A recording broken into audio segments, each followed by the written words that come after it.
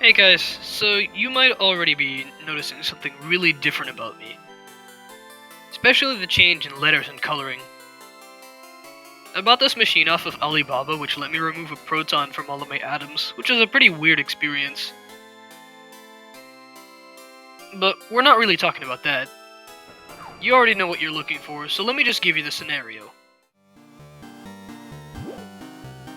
Basically, back in the older days of Halloween, people used to throw eggs at houses that either gave out bad candy or something they didn't like. However, because of current egg prices, this isn't exactly very cost-effective anymore. However, this squad of very ambitious trick-or-treaters were quite unamused that they were given tofu sticks from the crazy old grandma who lived in the big red house of doom. And they know exactly what they need to do. The plan is to be able to cover every last centimeter of the house with eggs, not a single spot left unegged, and we have these factors to put into place. First off, how much surface area does the house have? For this instance, we'll assume that these are the dimensions. Using some basic maths, I can get the approximate total surface area of the house.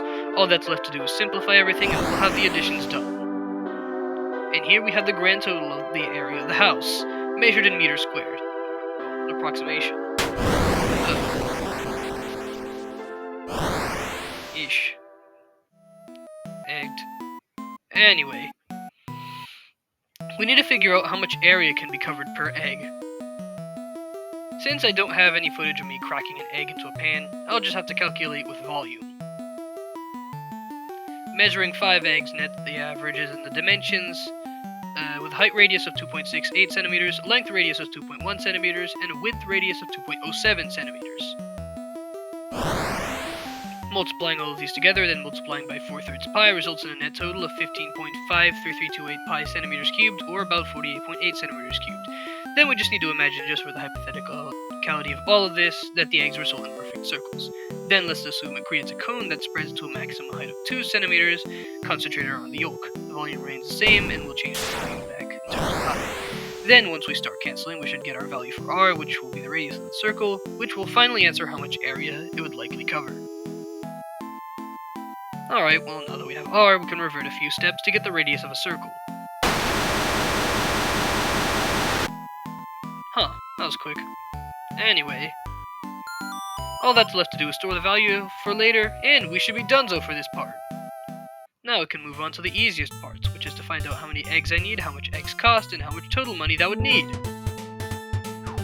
Realistically, all I have to do is divide the total surface area of the house by the area that the egg covers, and I'll have a lower limit to how many eggs would be needed. There would be a little bit of margin error, of course, and so there may be a margin of 1 plus or minus 0.15. And here's our range. At least I think it's our range. Well, anyway, let's move on. It's crunch time at the point of this slide.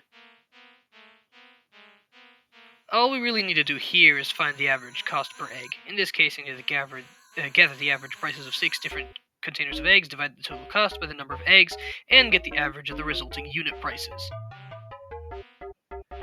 Of course, this knowledge can be obtained with a quick Google search and searching similar products across websites. However, I end up with 2 averages because of the 2 different methods I use to average the costs, though I'll just use the latter since it gets a better idea of what needs to be done. Now all that's left to do is multiply the cost per egg through the costing brick, and we'll have our total results fact sheet out pretty soon. And there's the total cost. I'll also make a total cost chart too, it'll just take a bit. And here it is, detailing everything involving the number of eggs per meter squared, cost per meter squared, cost per egg, and other wacky permutations so you can solve things for yourself. These aren't very accurate though, so take them with a grain of salt. Also, if you want to read over this and maybe fact check it, then go ahead and pause the video.